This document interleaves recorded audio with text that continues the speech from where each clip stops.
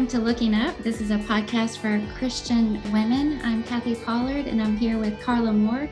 We're your hosts for this podcast, and it's our goal for all listeners that you'll find something encouraging and uplifting for your day, a little bit of light and goodness.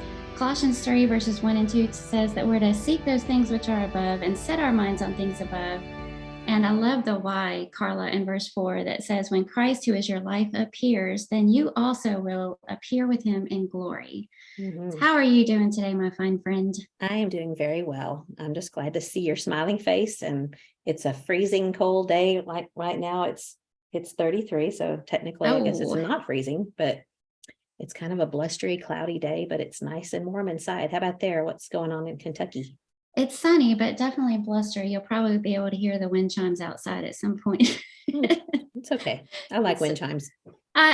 Good. That's good. Mm-hmm. So as we get started, I'd like to remind our listeners about our Facebook group. And I think we had a lot of really interesting things mentioned this week. We had the picture of your husband from the conversation in the last episode about his puffy lips. So I'm still not real sure if he's actually seen that yet. I'm a little nervous, even though he told me that we could share it as long as it made me happy, and it did make me happy. I know that my son saw it because he commented on it. So if John hasn't seen it yet, I know he will. I was so surprised that he let you share that, but he really is a good sport. That was really great. Yeah, he is. But you could see the puffy, couldn't you? It was hilarious. Yes. I can just envision you, keep a straight face. Yeah, trying to have an argument with him and staring at his lips. Yeah. So probably from now on, anytime I'm angry with him, he'll just puff his lips out at me, and then I'll have to laugh. Oh, no. Yeah. Oh, no. So nope, that's not going to work anymore. And we also had some great suggestions for cow names. Mm-hmm. So what's your favorite? I'm really leaning toward Hazel. Mm-hmm. That was one of the ones that was mentioned. Somebody also mentioned Catherine de Bourgh. I didn't know how to pronounce that. From a Jane Austen story. Mm-hmm. Yeah. So lots of good suggestions there. But has there been any movement towards the cow yet? Well, nothing since the last time we talked, but we're still talking about it. We're planning, trying to come up with our list of things and expenses on the front end so that we can be prepared. Will it be a calf? I mean, will you start with a younger cow, or will you? No, we're going to start with a grown-up. Okay. A grown woman. A grown-up. Okay. Yeah, excuse me. So have you thrifted anything interesting this week? This has been a crazy busy week, and I haven't been able to spend much time thrifting. I did find a KitchenAid glass bowl, the kind that fits in your mixer. It looks like a big measuring cup. Oh, yeah. So I'm excited about that because you can actually measure things, if you pour liquids in. But it was just too busy, and I didn't really have a whole lot of time to look. So what were you doing? Why was it so busy? Well, we left on Friday for a marriage retreat in Texas. We flew to Austin, which, is close to where we live in Dripping Springs. And last week was a huge ice storm down there. And we knew that there was a little bit of damage to the trees, but when we drove up, it was pretty devastating.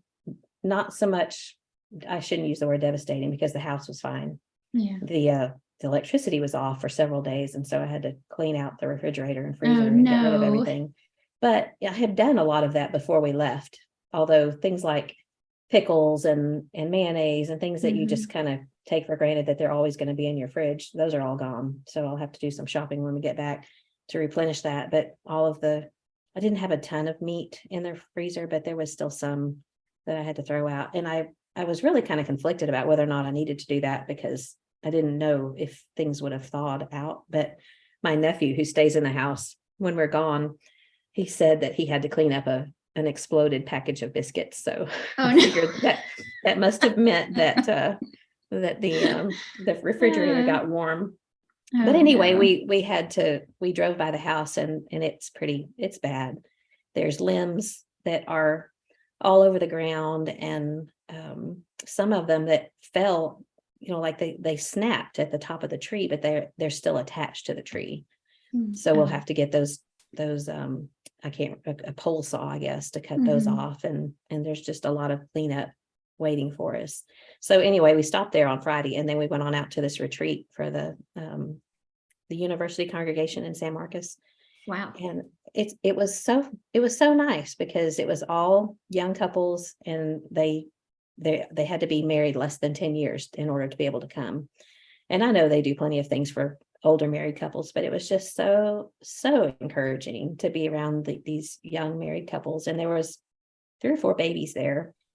You were allowed to bring your baby if they were under a year old. And they had it at a retreat center out in Marble Falls, which is kind of out in the country. And everyone had their own little cabin, which was nice. And they had someone there cooking for us. And so we really enjoyed being out there. We got to see a lot of people. That was the congregation that I grew up in. I was there from age 8 until about 24. So I knew a lot of these young people from when they were much, much younger, and then a lot of new ones. So we spent Friday, Saturday, and Sunday traveling. When we came back on Sunday, we went back through by the house and John actually got the chainsaw out, and we did some clean up around the house, but we didn't make a dent in it. So no, didn't you just do a bunch of yard work? Was it last summer or the summer before or something on your property? Yeah, we have been over the last couple of years. In fact, that may be why we had so much damage, because strangely enough, when we were driving through the hill country, it seemed worse at our house than many other places. But I think because we had cleared so many cedars off of our property in other places, those cedars were holding up the oak branches. And there were so many of the oaks that are on our property that they didn't have anything to hold them up. And this has happened some before, but we were home, and John would go outside and he would like get a 2x4 and like shake the branches to get some of the water off, because that's what caused the branches to fall. There's so many leaves that are left on oak trees, even in the wintertime. And so each leaf is like an ice cube, and it just weighs it down until it snaps. So anyway, one of the sweetest things though is that our daughter-in-law, Alyssa, her parents, Greg and Tina Beam, they're at our house right now with chainsaws, and they're working in our yard for us. And it's just I'm not surprised at all, because they are wonderful people. But he said that they just needed to get out and do some yard work and just do some work. But like you're doing them a favor. yeah, that's what they said. But it's just the sweetest thing. So they're at our house doing that for us right now. Greg and Tina are. Well, I'm sorry that happened though. Yeah, it'll be fine. Like I said, there's nothing wrong with the house, and we're just so blessed and thankful. We only found one piece of wood from the play set that snapped off, and there were some huge branches that fell right around the play set and around the yard, and we just didn't have anything. We don't have anything to complain about. We're just going to have cleanup to do, and it's good exercise. So thankful for that. Good attitude. Yeah. So what about you? What is going on in your homestead? Well, first and foremost, Dale and Janelle found out that they're having a boy. Yay, that's so exciting. Another boy. So two little boys. We are so thrilled. And I just love the idea that they'll be the cousins, Carl's son and Dale's son will be close together in age. Yeah. And I'm envisioning them 6 months apart from end of January to the middle of August. So okay. Yeah. Oh, they'll be best buddies. That's going to be fun. So that's exciting. And speaking of Janelle, she has already conquered sourdough. Really? Yeah. She just decided she was going to start it. And not only is it going well, but she has enough to share. And she shared some with me, and it's just bubbling and active like crazy. And the starter. She just has the touch, the magic touch. I think some people can do it. And then there's me. Well, you are Mother Nature, so I guess there has to be something that you just don't completely excel at. But I still think that you excel at it. You just don't give yourself enough credit.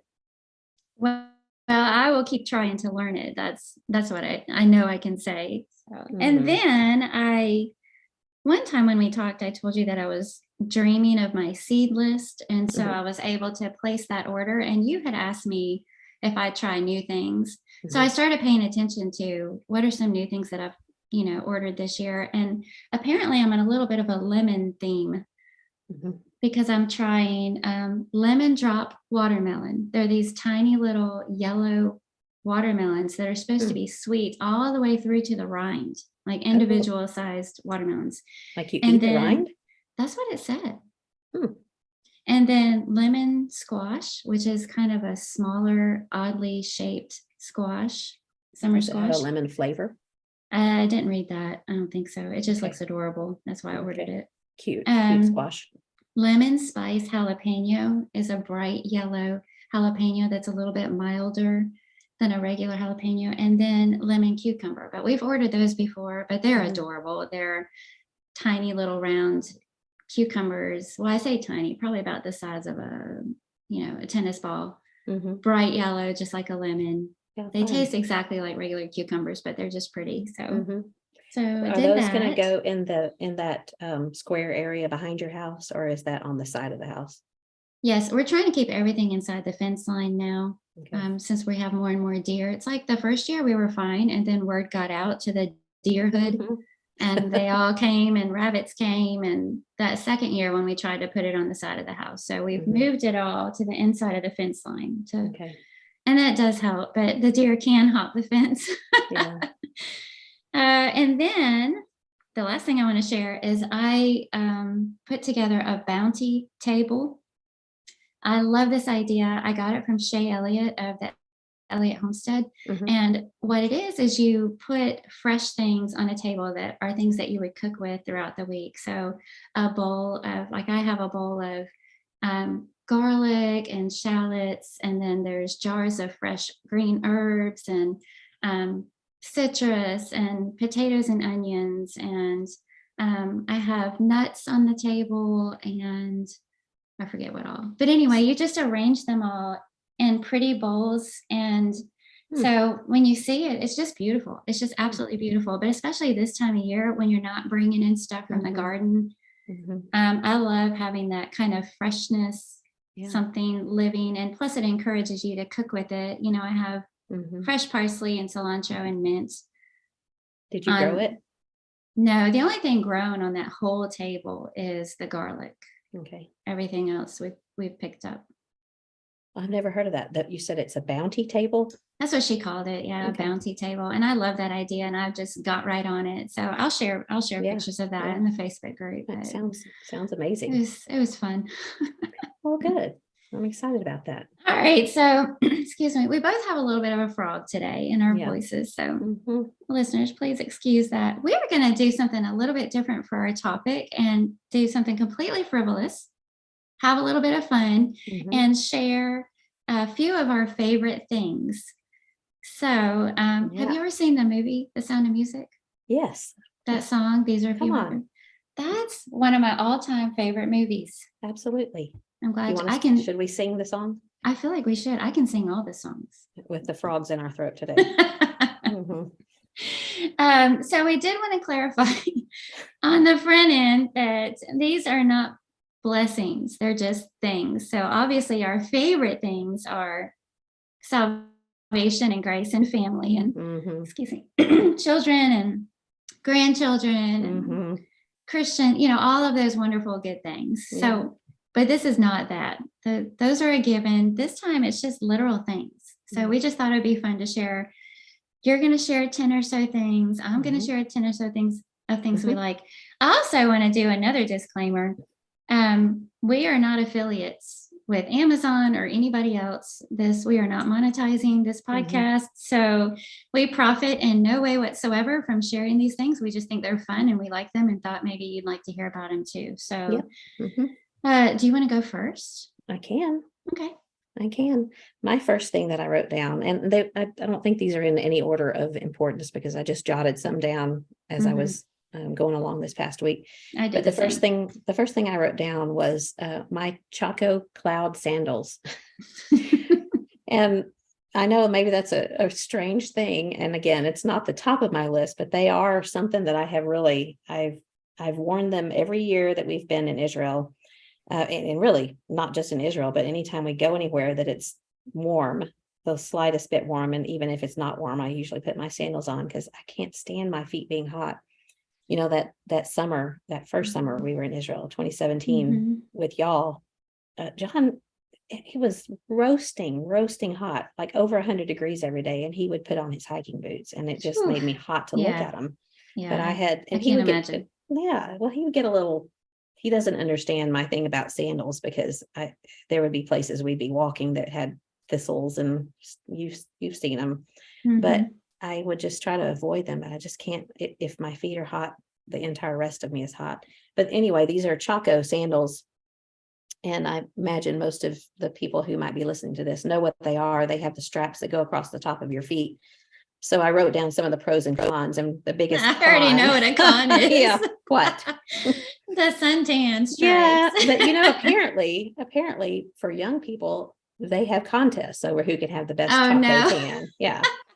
In fact, someone last year in Israel asked me that we were comparing our foot tan, and I think they appreciated theirs, and I was a little embarrassed of mine, but this is not enough to keep me from wearing them, because the straps across your feet is what holds them onto your feet so well.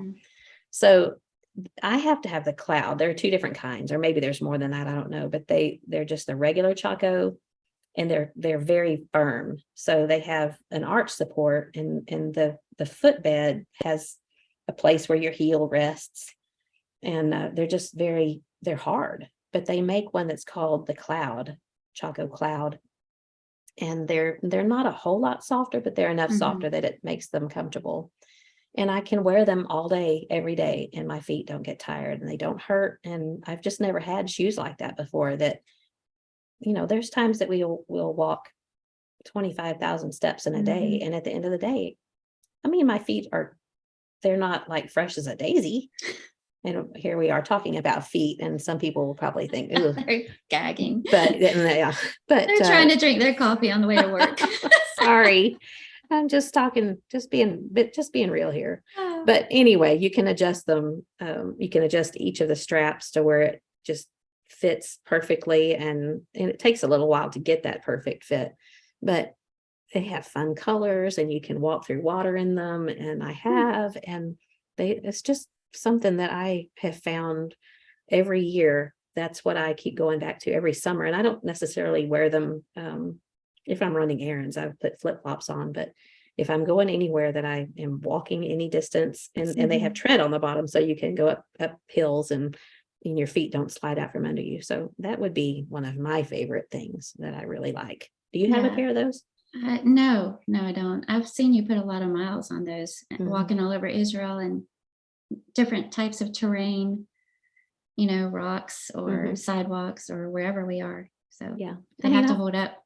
Yeah. And I've gotten stickers in my feet before, but it's just worth it to me to have the comfort that they provide on those long days. So yeah, I wear sandals and usually can avoid the stickers too. But do you remember that last time? When we lost the drone? Oh, we lost the drone, and we had to go looking for it. And I remember bad. That was bad. We were in some pretty thorny places. Yeah, those were not ordinary stickers. I don't even know exactly what those were. They were beasties, is what they were. Yeah, we learned a lesson about that. Yes. Yeah. Not to lose the drone. The joke was on us, though. John was over there chomping around in his he had the boots. hiking boots on, and so why were we the ones in the thorns? I can't remember. Well, we were all helping. I think it was about to get dark, wasn't it? And we were hoping to find it before dusk hit. So. Yeah, that was an adventure or something. Yeah. Okay. So what about what's good one? Yeah. All right. So my first one is by Burt's Bees, and it's called Goodness Glows Miracle Balm. And it just comes in this little round container. It sort of looks like a pink lip balm, but it's all purpose. So I love it because you just tuck it in your purse and you can use it for everything. You can put it on your lips, but you can also put it on your eyebrows. If your eyebrows are looking wild. I need some. You can use it as a highlighter on your cheeks or over your brow. You can. It has color? It's very slightly tinted, very slightly pink. You really can hardly see it. It almost just like it says, like healthy glow, goodness glow, just kind of a vibrancy. You can put it on your neck, to freshen or make it look vibrant. You can put it on the tips of your hair if your hair is looking kind of ratty on the ends. I mean, just put it on your hands to moisturize your hands. So it's just so handy just to keep around and use. It's non-greasy. That's what I love about it. So when you put it on, it just greasy. No. And when you put it on anywhere, it doesn't sit there on your skin. It just kind of absorbs real quick. And and it's cheap. It's fun. As I sit here with my little tube of Burt's Bees that I mean, you go through tubes and tubes of this in Colorado. Well, I've never heard of that though. Like, is it about the size of your palm as far as the size of the tin, or is it a little bit smaller than that? Yeah, it would fit in your palm, but it's smaller than that. Probably about the size of a $50, maybe a tad bigger than that. Okay. I love Burt's Bees. They have a lot of different products. In fact, one of my kids' daughters-in-law gave me for Christmas last year some orange pistachio Burt's Bees lotion. And it smells like an orange Tootsie Roll. And I've said that to John before, and he said, there is no such thing as an orange Tootsie Roll. And I said, yes, there is. And maybe it's one of the Tootsie Pops, that's orange flavored. But anyway, I love it. It's so much, but it's not, they don't make it anymore, but I found it on eBay. Burt's Bees is a good brand. Yes, it is. It's supposed to be pretty. It's supposed to be mostly natural. So does it have kind of a the stuff that you're talking about? Does it have a tingle? Because I know, like mine has peppermint in it. No tingle, no scent, just smooth. Cool. I'm gonna try that. All right. What's your second one? My second one may be a little bit unconventional too, but it's an app for my iPad called Notability. Do you use this? Yeah, you told me about it. Yeah. It's just the best. I use it every single day for something. And it's like a never-ending notebook is how I would describe it, because it's an app that you can take notes in. If you have to have the Apple Pencil to be able to use it, but you can choose the kind of paper, obviously it's not paper, but what it looks like. You can choose the tint of the paper. Mine that I use all the time has little grid marks on it. So when I take notes in worship, I can follow the lines, but I also can have indentations that are the same. So it makes organization so much easier. It has different pen colors, you can change the thickness of your pen. It has highlighters. So if you're using a pen, the pen part of the app, it's a dark heavy color. But if you use a highlighter, you can color the highlighter over the pen and it doesn't make the pen mark disappear. But if you put the pen over the highlighter, it would cover the highlighter. I don't know if I'm making that clear. Yeah. But so you can take notes and highlight. You have the eraser. You can select the text that you've written, and then so you'd like draw this circle around it with a tool, and then you can move that text anywhere on the page. So if you've written something out of order and you want to move it, you can just move it easily. It even has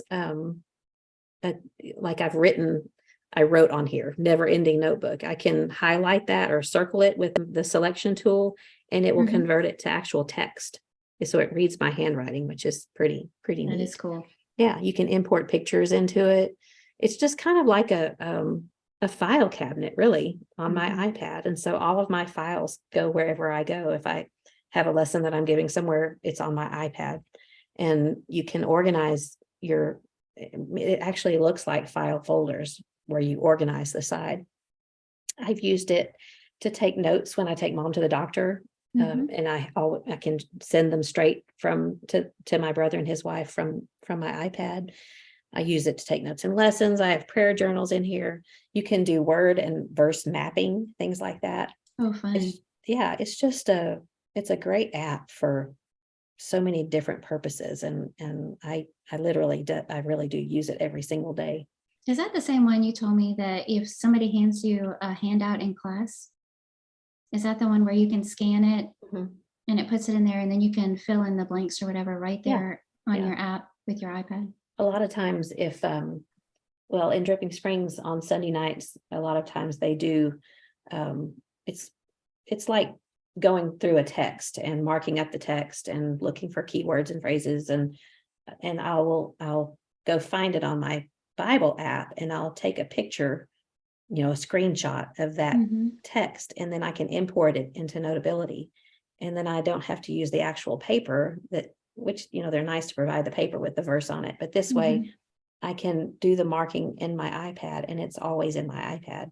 So if it's a paper, I tend to lose those, and I file them somewhere and not know where they are. Maybe it's in Denver, maybe it's in Dripping Springs. I don't know. But so many of the things are on my iPad. And another thing that I like that's fun about it is that my grandkids like to draw on it, and they'll sit in my lap. So yeah, it's a little bribery. So if their parents allow them to draw during worship, which is not very often, but sometimes I can pull out the iPad and they just like to draw and color. And they, of course, at 6 and 5 years old, they know how to work it better than I do. Yeah, I need to pull mine out more. You're the reason I have that, because you showed that to me a while back, and I asked for it for my birthday, another iPad and the pen or the Apple Pencil, and downloaded the app and played with it for a little while, but I keep going back to paper and pen, very old school. And it's funny that you mentioned this one, because Neil even brought that up the other day. Why don't I ever use it? And and so I pulled it out for the last time we recorded a podcast. I made my notes in that iPad, and I thought, I should use this more often. Well, you could. I think you would really enjoy it with the grid paper, and you could draw your garden. I mean, you could literally, you have all of these squares, and you could make the squares as big as you want to or as small as you want to, and you could. It's easy to make the squares or to just draw things. Yeah. In fact, I bet there's even a template in there that's for gardening. You think so?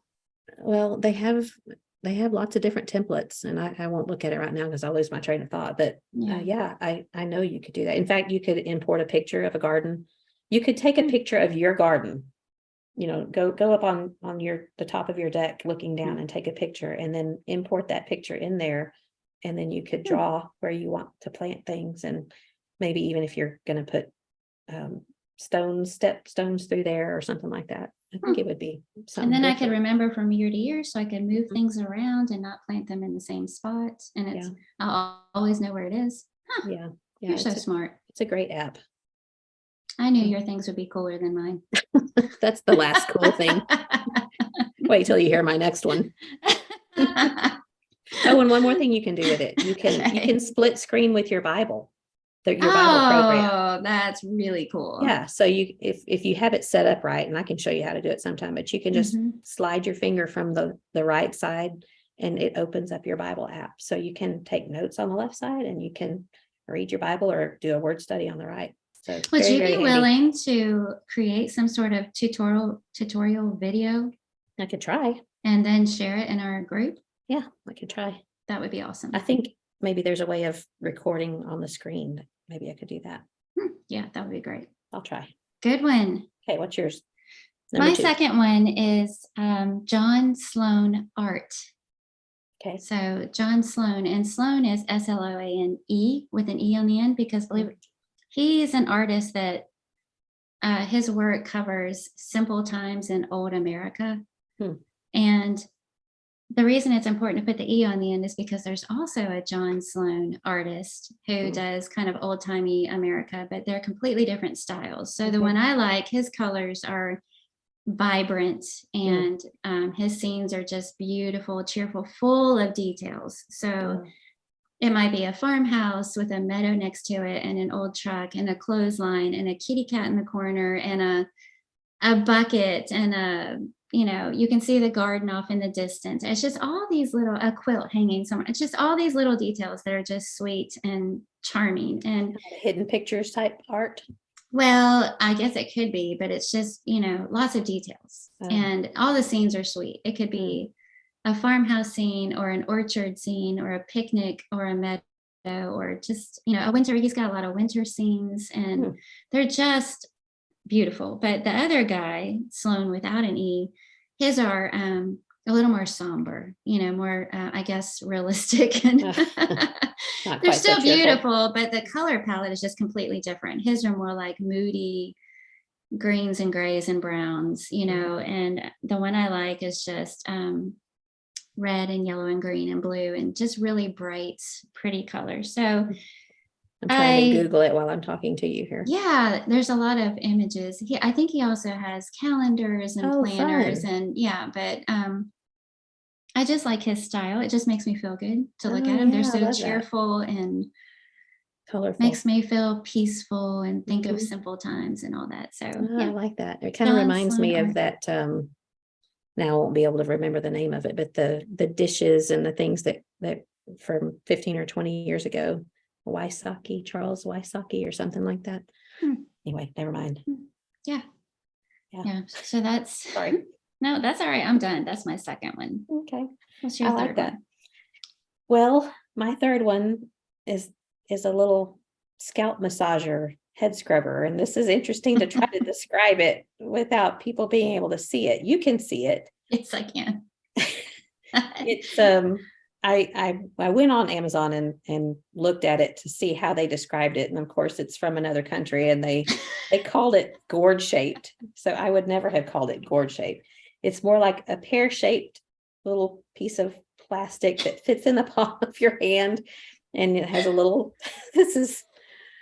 y'all, when you're listening to it, you can Google it, you can look it up and we'll link it at some point, but it has little bristles on little silicone teeth that when you wash your hair, you use it to scrub your head. And so it just doesn't, because my fingernails, when they, they're brittle, I guess, and especially in Colorado when we're here. And it's a great scalp massage, and it's just like a $5 little thing. And you said you have seen these before, but you didn't think that women could use them. But now women can use them. I actually got one for Neil because I thought it was for men. I didn't think I guess I thought that women with long hair would get tangled up in those little toothy things. No, they move. So they bend. Right. They're bendy. Yeah, they're soft. And it's called it's just a scalp massager or a hair massager, a scrubber. I can't remember what they call it on Amazon, but yeah, you can you don't even have to move it through your hair. It's just get your scalp tingling, and I really like mine. I have one in this shower and one back at home too. So it's probably good for scalp health too. Yeah. And hair growth and Well, that's so fun. That'd be a good stocking stuffer. Exactly. Yeah. Yeah. It'll fit in a stocking. It's great. And you don't have to have a pink one. You can have all different colors. All right. That's my third. Okay. My third one is a book, and it's a long title. So, but it's called Around the Kitchen Table: Good Things to Cook, Create, and Do the Whole Year Through. And it's by Sophie Hansen at Hansen and Annie Herron, Herron. This is the best book ever. And I go through cookbooks because I like to just sit there and read them like a novel, word for word, look at all the pictures and things. And sometimes when I get done with them, I'm like, well, that was nice, but I'll probably never open it again. And this one came out last June. And once I enjoyed every page that I read, I wanted to read every word. And then when I was done, I thought, I can't wait to go back through that again. And I can't wait to try all the things. And what makes it so unique is the authors are a mother-daughter duo. Oh, cool. And one of them is a cook and the other one's an artist. And she's a watercolor artist. And which I've always been kind of intrigued by, even though I'm not artsy. And so they kind of share each chapter, and it's broken down into seasons. So for spring, there are all these beautiful sounding spring recipes. And then the mom, who's the artist, she has like a spring palette, and she talks about different little projects that you can do in the spring or things that you might try to paint. And she talks about watercolors and perspective and what to paint first when you create a scene, or how to even create a scene using your hands, holding them up and looking. I mean, it's so charming the way it's written, and I absolutely love it. And the recipes, let me see. The recipes sound really good. And there's holiday things that you can do. There's mulberry jam. Yeah. There's autumn picnics. There's nutty chocolate biscuits. So I'm looking at the winter page. Yeah. What do you Finding your spot, collage, timed drawing challenges. How fun. I mean, I've never noticed, I've never seen a kind of a book like that had cooking, that had recipes and activities. That's really cool. Well, and they talk about how the mother has people over and she teaches these little art classes, and the daughter will cook for them and arrange like an outdoor picnic and all the different things that she prepares for that. But it's just, I want to do everything in this book, even the art stuff. And that's saying something, because normally artsy things kind of make my underarms itch, but this mental picture they just made it sound like you could do it. And why wouldn't you? Why wouldn't you create something beautiful since you're looking at it? And not to be afraid to try and expand and step out of your comfort zone. And anyway, they have other books. And so now I want all of them. Wow. I'm looking at a picture of their kitchen with the baskets hanging from the ceiling and all of the colorful things hanging on the wall. And there's it looks like an old farmhouse table, and it's got scuffs and barks and stuff on it, but that neat things have happened there. That's very, very cool. Yes, you described it well. And that's part of it too, is the art, and inside is beautiful. It's just delightful to read. And more than that, I know it's going to be practical. So that's my number 3. I want to be artsy. I do too. I try. I don't. Yes, you do. You do. Side note, we had a little painting thing on Monday night with Pam Randall and the women at Bear Valley, the student women. She came and kind of gave us a lesson, her and Karen Watson. And she's the one that helped you with your donkey. Yeah, she is. And so she brought a bunch of pictures of different aspens, and we got to pick which picture we wanted to paint. And then she turned us loose, and mine's not so great. But anyway, I want to be artsy. I want to be like her. Well, that's very cool. Well, speaking of Pam Randall, I shared a picture today of a bookcase. We started pulling out, I'm getting off topic a little bit, but we started pulling out children's books that we put by years ago for our future grandchildren. And so we were arranging them on our bookshelf, and there's a painting hanging right over it that's by Pam Randall. And she gave it to us when we moved away from Colorado, and it's because it's a mountain scene. And she said, so you'll never forget the mountains. So. Yeah, she's an amazing artist. She really is. We need to share some of her artwork. And she doesn't sell it anywhere. She does it because she loves it, and it's just beautiful. Yeah, she's very talented. That was your number 3, right? Yep. So my number 4 is not nearly so cool. And I've actually had to quit buying these. It's Dots pretzels. Oh, yummy. Did you ever try those? Yes. Well, we discovered them. We were in Estes Park one time a couple of years ago, maybe a little longer than that. And we were waiting for a table at Smokin' Dave's barbecue place.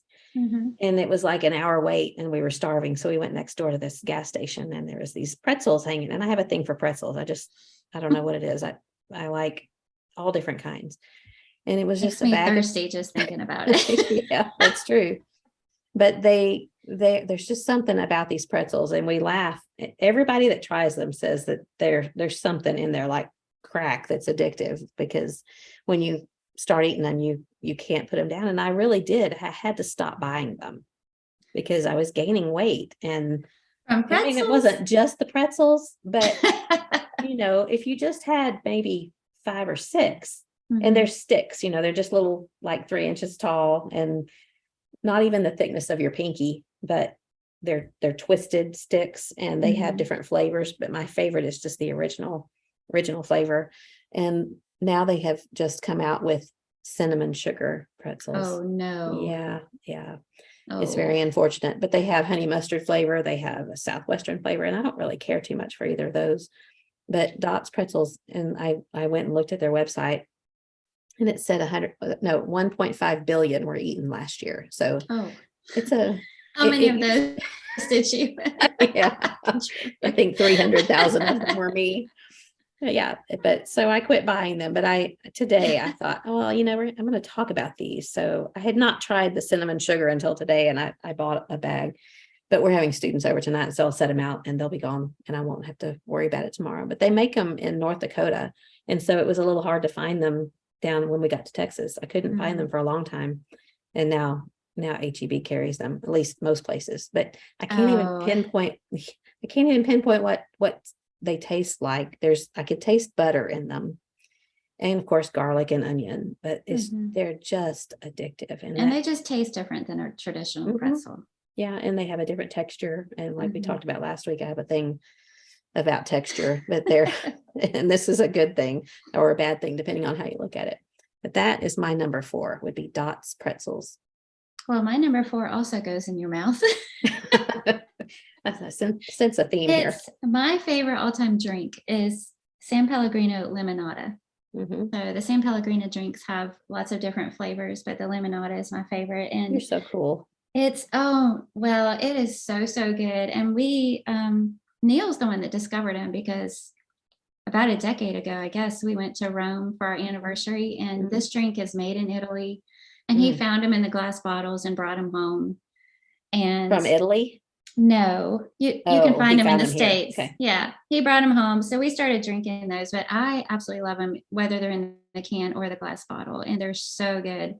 And here's how, so since I knew I was going to talk about it, I also went to the website to see how they described it. A sparkling lemon beverage from Italy, bursting with sunshine and all the magical moments of a Sicilian summer. Practically takes you to Italy. All right. And so they use Sicilian lemons in it, and I like it really, really, really cold. But the website suggested putting mint in it when you serve it, or raspberries, and I've never tried that, so now I can't wait to try that. But is it sweet? Only slightly. Okay. It does have sugar in it. It does have a little sugar in it, but it's not overly sweet. And it's really the only soda that I really like. And because it's like a lightly flavored and lightly sweet sparkling water, but it's delicious. But it's not for everybody. I don't understand this, but a friend of mine, Kim Depp, I was talking about it at a ladies' Bible class. I had some out on the counter, and some people were asking about it, and I was like, oh, it's my all-time favorite drink. Well, she ended up going to the store and buying some. And then the next time I saw her, she brought them to church and gave them to me. She said nobody in her family likes them, and nobody's going to drink them. So. Yeah. As alike as we are in a lot of things, you and I have different tastes in food and drink a lot of times. And I don't know if I would, it's just gassy bubbles, water with lemon flavor, right? I mean, that's not much different than Sprite. You know, it's a clear, sparkling, lemony, sweet, sparkling water, but it's just got such like depth to it. I don't know. It's so good, and I never get tired of it. Yeah, I'll try one. Okay, and then I'll save the rest for you. My evil plan is working. All right, what's your number 5? Number 5 it's a Bluetooth speaker, and the one that I use, I mean, you can find any kind of Bluetooth speaker, but the one I use is a fairly cheap. It's like $20 to $25, and it's the Oontz Angle. It's OONTZ Angle, and I think there's Angle 3, so it's probably a third version of their original. But it's of course you hook it up to the Bluetooth part of your iPod, phone, iPhone, or whatever music source you have, and it just has great sound. And I use it on our deck outside when we have people over. I can put it up in the tree. I just set it on a branch in the tree. Oh, fun. And that's fun. Turn on Pandora or Spotify or whatever music we like to play, depending on who's there. And it's not, you can really turn it up loud, and I do turn it up. I also put it in the bathroom, in our bathroom back in Drippin, because we have really good acoustics in there, and I can turn it on. Usually I put it on the 70s light rock station on Pandora, or the Eagles station on Pandora, and I can sing along in the shower. And it's just it's a fun, cheap little thing. I like music. I just like music, and I like to be able to turn it up if it's a happy sound, and I like to sing along. I guess I drown out the sound of my own voice, but that's just something that I've used a lot. I carry it back and forth from Drippin to Denver, and I'll I'll turn it on when we have company, just real low, just to have some music in the background. And what music do you play when you have company? I asked my son Jacob, because he likes music too. He's kind of an old soul. He likes the Nat King Cole, like my mom introduced that to me, and I love it. And I think it passed on to Jake. But he suggested, now I'm going to have to look it up because I can't remember exactly what it's called.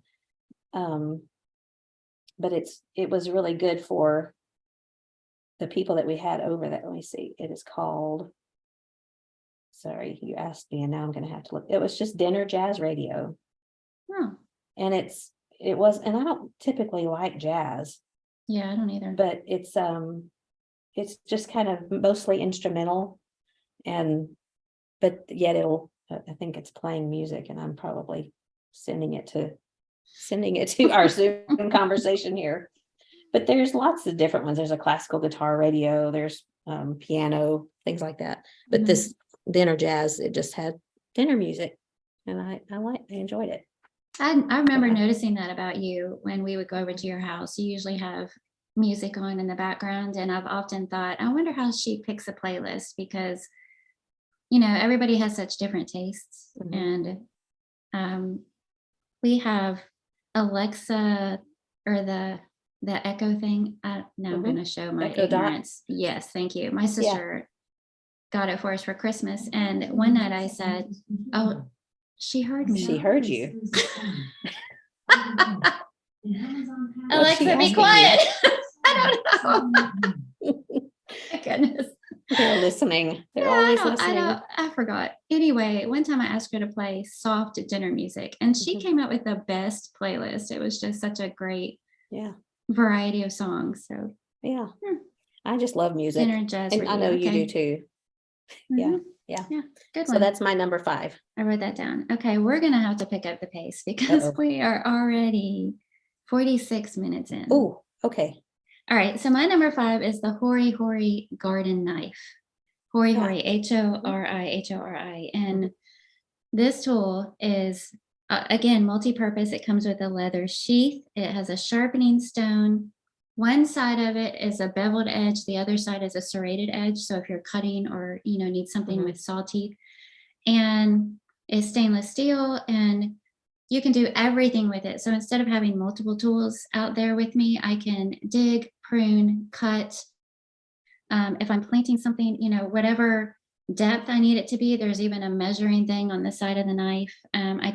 It's the best for weeding dandelions. I mean, it gets those things out like nobody's business and puts everything else to shame. So the Hori Hori, I discovered it last year, and it's my gardener's best friend. Do you use it inside for anything? I have not used it inside. Okay. I remember you shared that on your blog last year, and I looked into it, but as you know, I don't have a green thumb, so I didn't have any use for it because I don't go outside to dig in dirt. I wish I did. I want to be artistic and I want to be a gardener, but neither one of those has happened so far. My sister posted in the group that y'all apparently have a lot in common. She does not like to get her hands in the dirt. Yeah. So there's yet another thing. Yeah. I don't mind them getting dirty, but I don't know what I'm doing. So yeah, I might pull up an actual plant rather than a weed. So I usually just stay out of it. Okay. That's your number. Yeah, 5. So you're on number 6. Okay. My number 6 is my Chemex that I make my coffee in every morning. And it's just, it looks like a glass pitcher. And I used to honestly, I did not drink coffee all that much until maybe 15 years ago. And then we had a Keurig for the longest time. And then my son and daughter-in-law introduced me to the Chemex, and it's a pour over. Actually, the first person that I had a pour over from was Rob Bluen. I mentioned Martha a couple weeks ago, but Rob made me a pour over, and I was amazed at the difference in taste of a pour over coffee as opposed to a Keurig or any other kind of coffee. So for Christmas one year, my son and daughter-in-law gave me a Chemex, and you have filters, and it's basically a pour over. And I'm maybe a little bit of a coffee snob. So you have to measure it every morning. I do this before I have coffee. I have to do the math. So it's 18 grams of water per 1 gram of coffee. So I have to. Oh, that's precise. Yeah, it is. But I mean, it's a routine. You need a cup of coffee before you make I know. coffee. Exactly. but I just use the calculator on my phone and do the calculations, and usually have a nice dark roast, and then you pour over for 4 minutes, and so it's good. And I every time I think I need to just make this shorter and quit taking so much time with my coffee, I just can't bear the thought of not having it the way I like it. So it is kind of a little exercise in stillness, because true, you can't rush through that process. I've seen you make it. You can't rush through it. It's very precise. And then it's worth it all. Yeah, when you're done. So spell it. It's a CHEMEX, and they have all different sizes. They have just 1 cup. You can make 1 cup, or you can get a bigger one and make several cups of coffee at the same time. So that's my number 6. Sounds good. My number 6 is a cheap pair of sunglasses that the brand is, I don't know if it's pronounced Sojos or Sohos, but it's SOJOS. And we're kind of rough on sunglasses. And so I finally found this pair that's inexpensive. It'll be anywhere from $15 to $20, depending on if they put it on sale. But it's like your everyday pair of glasses, and they have different styles, and they're really pretty. The one I like is a classic square polarized tortoiseshell with the half tortoiseshell on the rims, and the rest of it is like gold or brass or whatever. But they package it so nicely, and it actually looks a lot better than you would expect it to when it shows up. I just ordered it from Amazon. It comes with a little glasses case and the cleaners, and so I was just really impressed with it, and thankful to find some that I'm actually happy with. And if I do break it or lose it or whatever, I won't cry over it, Why is it that if you have a nice pair of sunglasses or whatever, nice pair of whatever, something you will lose happen. them or break them, and then if you have a cheap $10 pair of whatever, you might have them for 10 years. That's right. Okay, what's your number? 7? My number 7 is, this is just a silly little thing too, but I love them. They're photo boards, poster boards from Walgreens, and this is what I print pictures of my grandkids and my kids and bring them to Denver. Well, I actually can print them, send them to Walgreens from when we're in Drippin', and pick them up here so that we don't have to transport them. But you can always find a coupon for anything photo related at Walgreens. And a lot of times it's 60% off. Are we going to have to go there right now? Let's save that for the end, okay? We'll forget. Okay, let's you're talking about Walgreens and a photo board. I did not even put those two together. I knew we were going to have to talk about this, but I didn't think about it being my favorite thing until I'm looking at your smirk. Tell us about your Walgreens poster board experience and our lovely display that you designed for the Fried-Hardeman lectureship. Okay, we're going to have to go over an hour. So whoever's listening, you can just cut this in half and listen to part later. Okay, here's what happened. And I'm going to get fired from my job as social media for this podcast thing that we're doing here. So I was working on Canva, which is a very cool program, and you're still laughing at me. And it's okay. I can't help it. I know. So I was working on Canva, and I was looking for a template to use that was sort of like what we had put, for our cover photo on Facebook, on our Facebook group. Right. And I found one, and I've already shared this on the group. So anybody that doesn't know what I'm talking about can go look on Facebook and see what I did. But it had those 3 pictures, and it was something about carbs and protein and fat. And so I put I took those pictures off and put our pictures on. The first picture is of a microphone, and then our picture, which, by the way, I think we need a new picture, but and then the other one of our logo for our podcast. What I did not notice was that there was a text box that still said fat, because it was talking about, carbs, proteins, and fats. And I finished designing the poster. I put our little looking up with Kathy and Carla across the top, and find us on Spotify, blah, blah, blah. And then I sent it to Walgreens, and I actually printed 2 of them here in Denver. to send with Tyler to Freed Hardeman.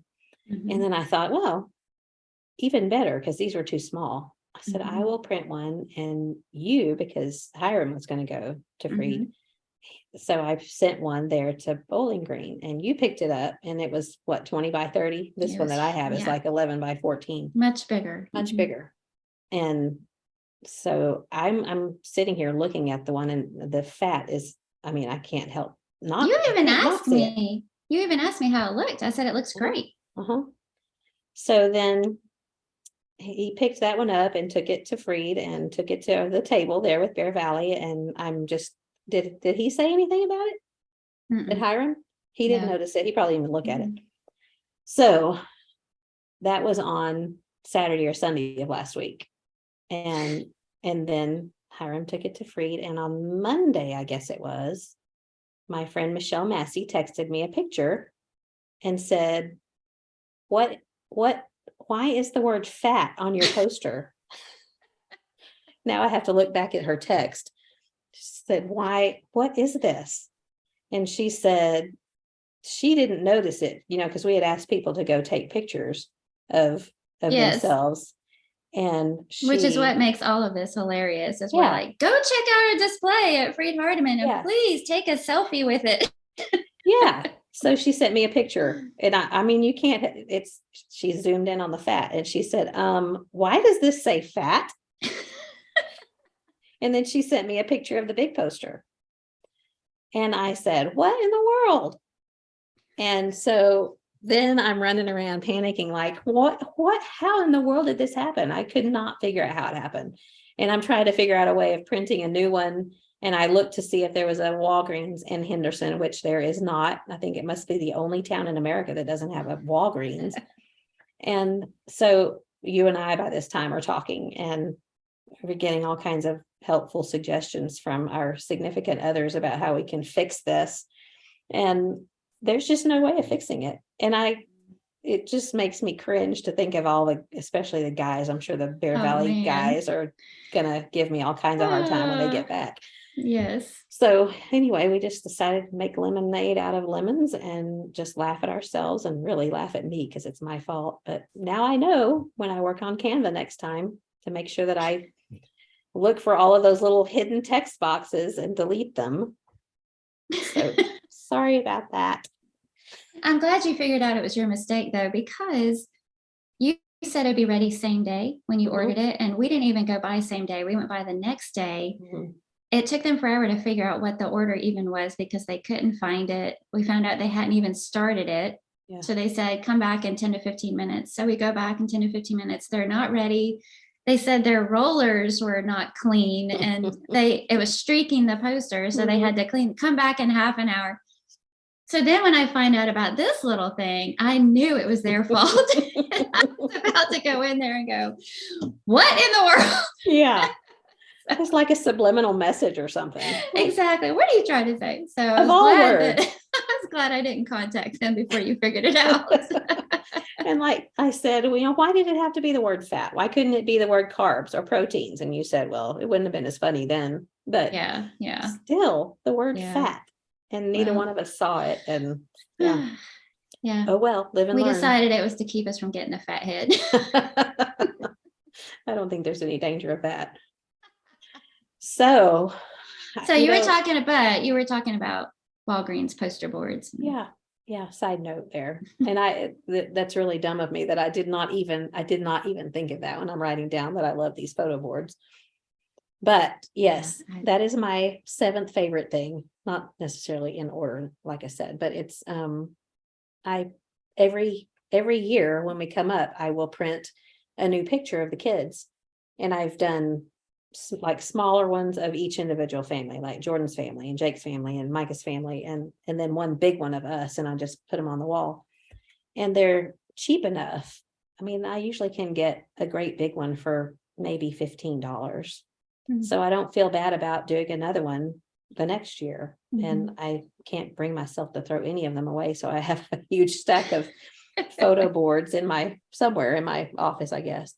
But they're just real affordable. You can change them out, and it's not the best quality necessarily. It's not like having a canvas or an actual photo, right? but it's really, it's about the memories of the people for me, and not so much about the Mhm. quality. So that I just love those. I use them a lot. Well, and it makes great gifts. I've received one from you as a gift, and be good for parties if you're celebrating somebody's birthday or somebody's retirement, or whatever. You could really put Yeah. together a good collage of pictures for them. Yeah, I hadn't thought about that. Yeah, It's a good that's a idea. good one. Mhm. My number 7 is pasta grannies.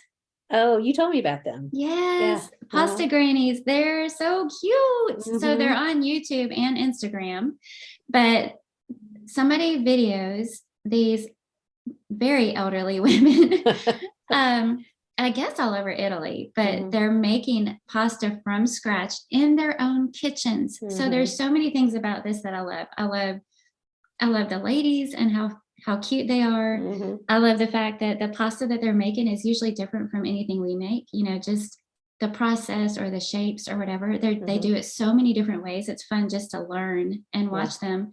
But I also love getting a little glimpse into their little kitchens, Uh-huh. and seeing Yards, sometimes in the yards too. yeah. Mhm. But you could watch a video on YouTube, or you could just follow my Instagram and you'll see the little short ones on there too. But Yeah. that's my number 7, pasta Some grannies. amazing to see how narrow they can roll those little, like the Mhm. spaghettis, and some of them they even hollow out. I can't remember what that's called, but you told me about that, and I've watched a few of them. They're just so cute. Well, and they've got to be strong. They're using their Mhm. little gnarled hands, but they're Mhm. rolling, rolling, rolling, or shaping. Mhm. They just don't slow down. They just Yeah. make it. They can probably do it all with their eyes closed, but Yeah, I want to go eat some of that pasta at their mhm, house. me too. So that's your number Okay. 7. Hmm. Okay, my number 8 is is you're gonna laugh at me, but it's my trash can at home. Oh, But it's because okay.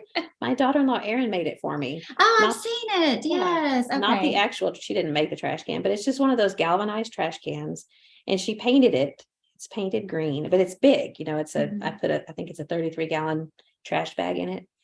But she painted it green, and then she used that oilcloth fabric to make, with elastic around it, so that when you put the trash bag in and fold it over the top, this Mhm. elastic oilcloth piece, like a belt, fits around the top. So it's decorative, and I've gotten more compliments on my trash can, Mhm.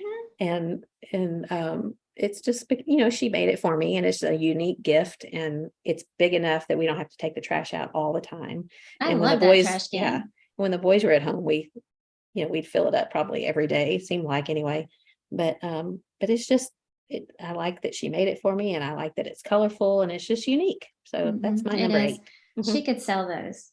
She could. It might be hard to find a place to store them until she sold them, but That's true. Well, if she just did custom orders, true. I'd buy Yeah. one. Yeah. Okay, Yeah, Erin, if you're that's listening really to cool. this, We want you to sell them. sell trash cans. Sell trash cans. Mhm. All right. What's your number 8? My number 8 is a game, and it's called Just One. Have Okay. you heard of that? No. So it comes in a box like a board game, but it's just a deck of cards that has words on it. And it's a great group game. We've played it with family and with dinner guests, and everybody always has a lot of fun. The cool thing about this game is you're all on the same team. Okay. So what you do is the person who's the guesser picks a number between 1 and 5, because there's 5 words on the card. The card is facing everybody else. The guesser can't see the words. And so let's say I'm the guesser and I pick word number 3, and it might be a word like government. So the words are across the board, everything. It could be food, colors, events, people. I mean, you Mhm. just never know what they're going to be. And so then everybody else, they come with these wipeable boards. Everybody else is using their erasable markers, and they're writing a 1-word clue Okay. that has to do with government. And then when everybody else is done writing their 1-word clue, the guesser covers her eyes, and everybody else compares their clues. If any of them are duplicates, they get tossed out. Okay. So you would lay them down flat. The ones that are left are my clues as the guesser. And so I look at the clues that are there and I try and guess what the word is. So it's really fun because um, you're trying to come up with a word that would be an easy clue, but it needs to be unique enough that somebody else isn't using it also. Yeah. So, and it's just, like I said, you can talk, you can converse while you play. We always have a good time. So that's, what would your clue be for the government?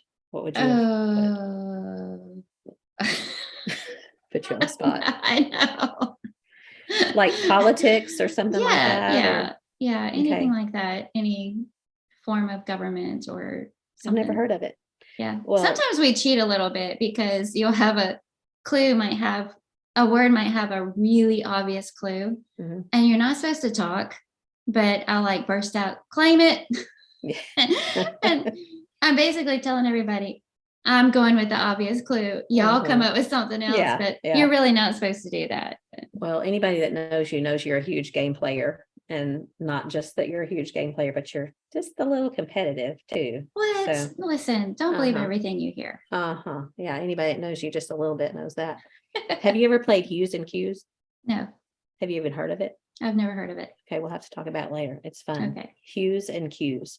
We played that with Carrie and Michael and Lynn the other night, and Michael, who's colorblind, which was interesting, but he ended up coming in second place. Okay, so Just One. That's I've just never heard of it, never seen it. Just One. Cool. Okay, so that's your number 8. All right, my number 9 is a little bit of a splurge, and you know that I love this. It's my ice maker. Oh yeah. I have a Sonic ice maker. Obviously, it's not a Sonic ice maker, but it makes the Sonic ice, and it's just a tabletop size, but it's super heavy. And but I take it back and forth, and I have it, I take it back and forth between Drippin and Denver. But I like the chewable ice, and it doesn't damage your teeth. And some people have told me that it's a sign that you're anemic if you crave ice. I've heard that too. Yeah, and it can be. And I've had my hormone. Is it hormone? Is your thyroid? Yeah, anemic would be iron anemia. So anyway, I'm not anemic. And anyway, I don't crave just any ice. I just want Sonic ice. That's right. And we were buying Sonic ice, and it seemed like John was going every other day because he claims that he doesn't really care whether or not it's Sonic ice, but he really does like it. So I started out with it's a GE Opal, and it turns out that it was their first generation design, and it had a pretty serious design flaw in that it had the water tank sitting on top of the fan motor, which was creating heat, which was creating mold in the water tank. Ew. It was nasty. Yeah. So what I actually did with that one, because it wasn't cheap, but I stripped it of the parts and I sold the parts on eBay. That's smart. Well, and I made enough off of that to purchase another one, and it was a whole lot cheaper, and you can find coupons on Amazon all the time. It's the name of the brand that I have right now. I don't even know how to say it. It's THEREYE. And I mean, it's more expensive than the kind that you'd find at Costco or Sam's that makes the bullet ice. But if you find a good coupon, you can find it fairly, not crazy expensive, but it's definitely a splurge. So but I use it all day, every day. And I don't hook it up to the water source. I have to pour water into it. And especially when we're in Drippin, I have to use bottled water and not our icky well water. Oh, okay. Yeah, but that's my favorite, my number 9 favorite. That's a good one. That's a good one. My number 9 is a spice. It's called Aleppo. Yeah. Aleppo pepper spice. You've heard of that? Wow. Yeah. I first heard of it when I think it was Michael Simon was demonstrating how he roasts chicken, and he first marinates it in yogurt and Aleppo. And he just said that real smoothly, like it's this common thing. You want to marinate your chicken in yogurt and Aleppo overnight before you roast it. And that's the first time I'd ever even heard of it. So I looked it up and found out it was this pepper spice.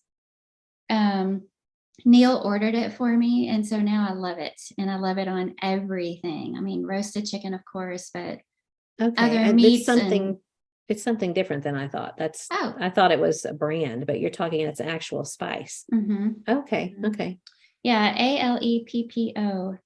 It's described as a mild pepper with fruity notes of flavor. It's used in Middle Eastern and Mediterranean cooking and named for the Syrian city of Aleppo. Maybe that's where I've seen it, just Syria, because it's, well, that's interesting. I'm gonna have to try that. Is it a flavor like what you taste in Israel? I can see that, yeah, but it's not really exotic. It's pretty mild. It's a little bit smoky. It's a dark red. It kind of looks like chili powder except coarser, but it doesn't taste anything like it. It's just really good. It's good on everything. It's good sprinkled on even bread, before you put bake some it olive oil in it and dip your bread in it. Yeah. Sounds good to me. All right, what's your number 10? My number 10, and this is probably should have been, if I was going in order of importance, should have been higher, but is any Yeti cup or any insulated cup, and I carry them around all day long, different sizes depending on if it's coffee or if I'm going to be in the car or if I'm just going to be sitting at a desk. But I put my coffee in a Yeti every morning because I want it to stay hot for a long time, because I just sip on it. I don't just drink it down. I sip on it probably for a couple hours and it stays like hot, really hot the whole time. And I know that there's lots of different brands and there's lots of knockoffs. Yeti it really is my favorite. I think they do the best job of keeping things hot or cold.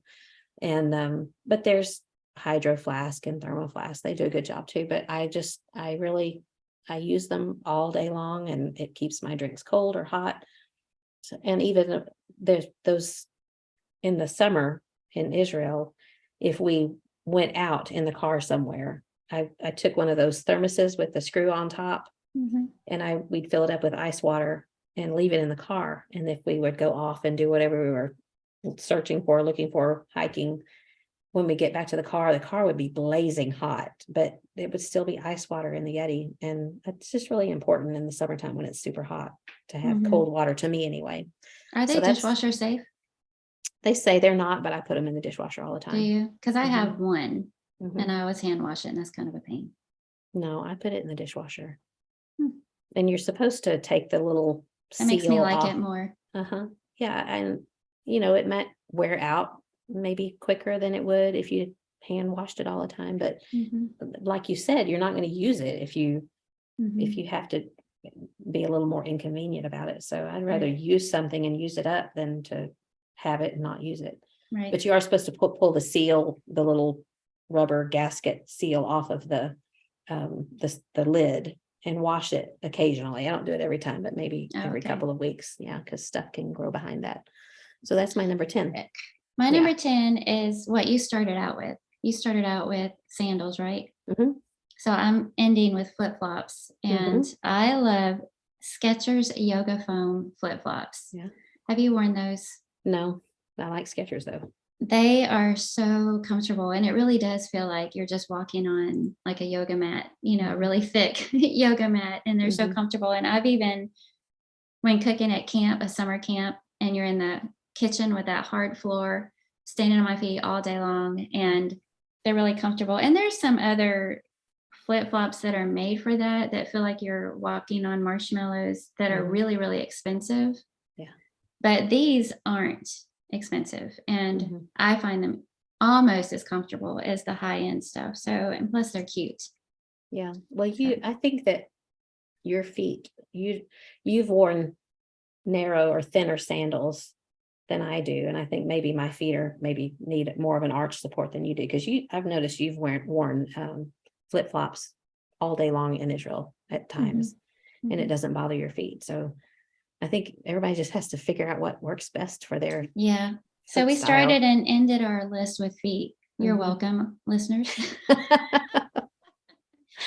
Okay, we were a little long-winded today. So what do you think? You're probably going to kill. We are already at an hour and 14 minutes. Well, we might as well just keep on a little bit. Well, I was wondering, what do you think about just pulling audible and switching our random question out? Okay. So let's just do the nickname thing because. Okay. And we'll save the one we were going to do for another time because I think it'll take longer. And this one will be short and sweet. So have you ever had a nickname? My grandmother, my mom's mom, called me Amy Laurie. And only because she liked that name better than she liked Carla. At least that's what she told me.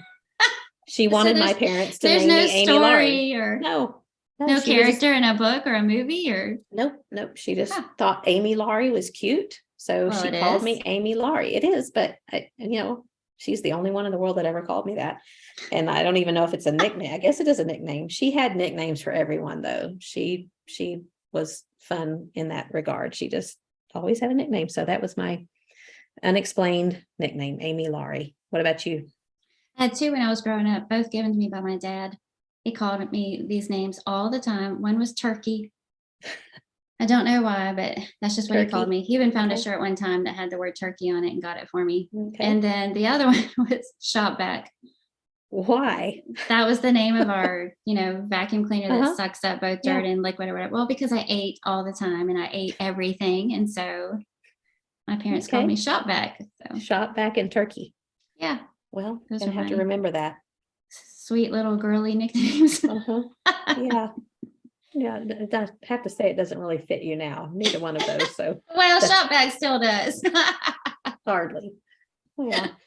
Well, listeners, thank you so much if you hung in this long. We appreciate you having a conversation with us and joining us. We hope you've enjoyed it. We just wanted to have a little bit of fun today. And again, we like to remind you, please check us out on the Facebook group, and we'd love to hear from you. We'd love to hear what your favorite things are. That'd be fun if you would share those with us. Yeah. And sometimes, Carla, we say that we're going to share pictures of things that we've talked about in the group. And we will, but I think we should wait a few days. Yeah. And maybe we want everybody to listen and not just skip ahead and look at the pictures. Yeah. So we will share some pictures of these things if you're interested later on in the week. Well, if they've listened this long to the podcast this far, they're not going to know that we're waiting, right? So kind of hold true. It's okay. That's true. We're holding our pictures hostage until that whole thing didn't make sense then. It's okay. As we say, unscripted, unedited. Definitely today. Yes. But Carla, until next time. Keep looking up. Keep looking up. I'll talk to you next week. All right. Love you. Love you. Bye. Bye.